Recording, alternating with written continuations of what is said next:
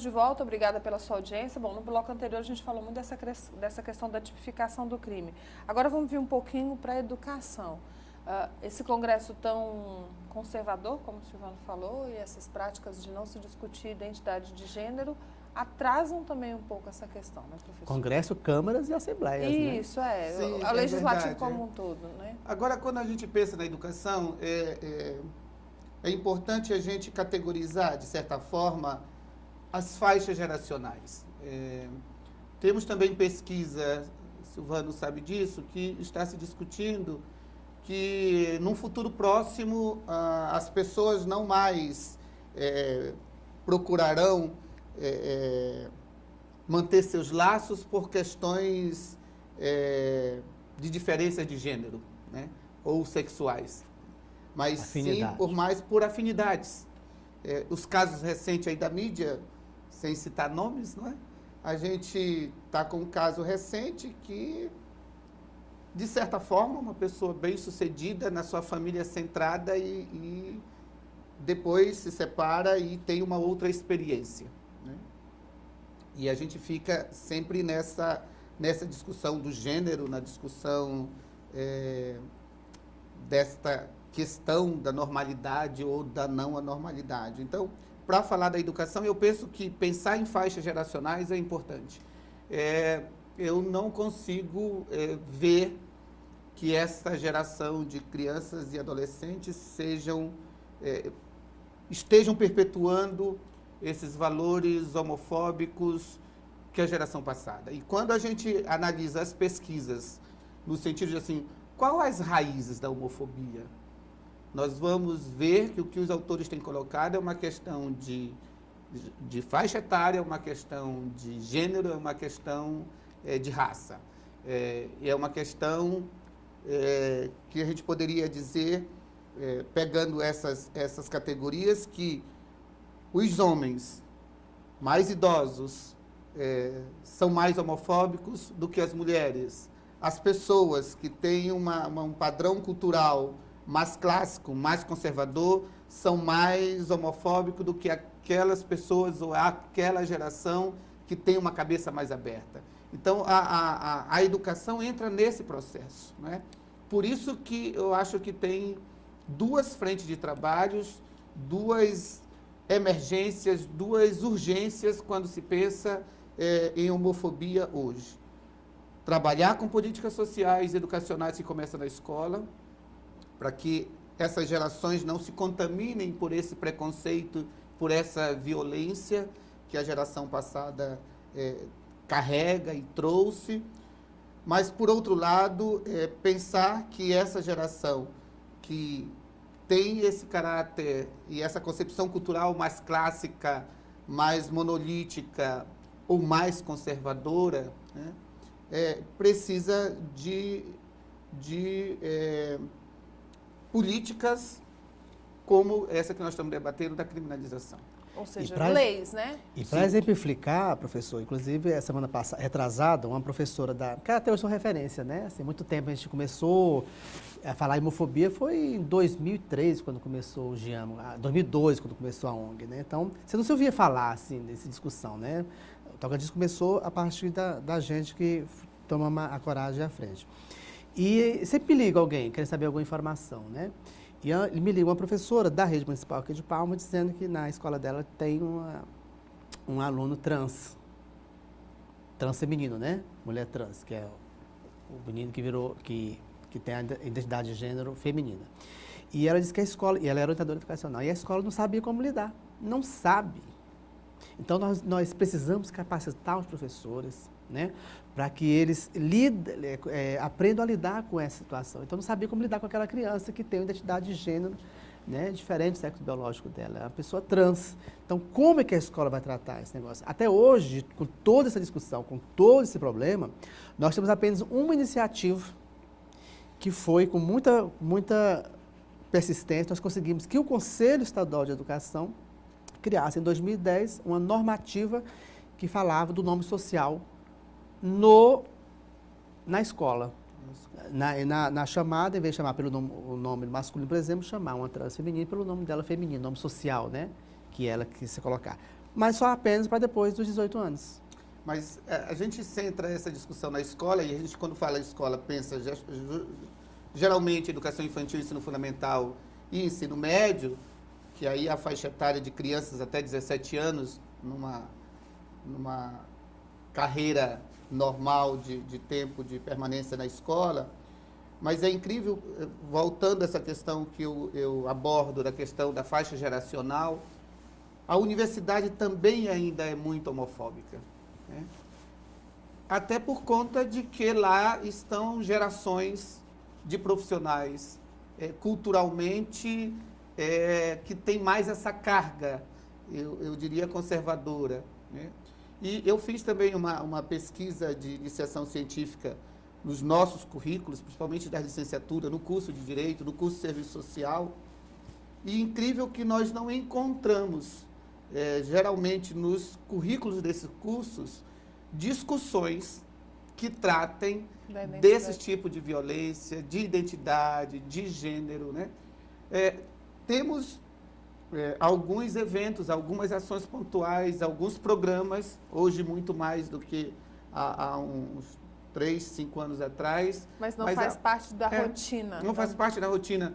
E por incrível que pareça, a universidade, por mais que achemos que seria um universo cultural em que essas questões teriam menos, né, acirramento, são locais ainda que nós temos uma homofobia velada, um sexismo vigiado, não é?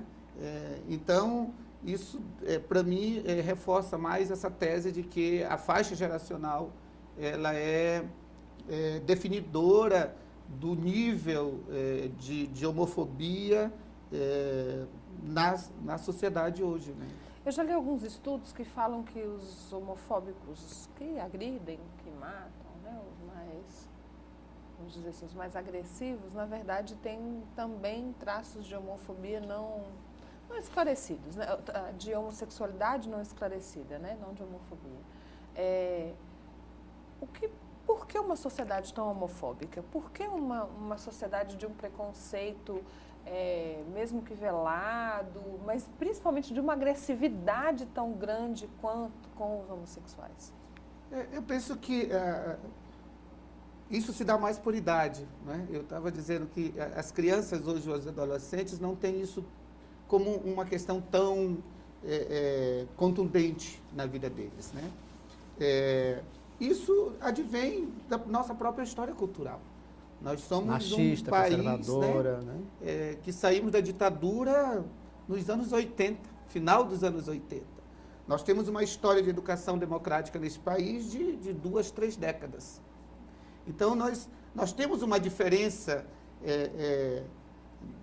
do velho mundo ou das outras sociedades que tem universidades no século XI, no século XII. Ora, nossa história de escola pública é recente nesse país.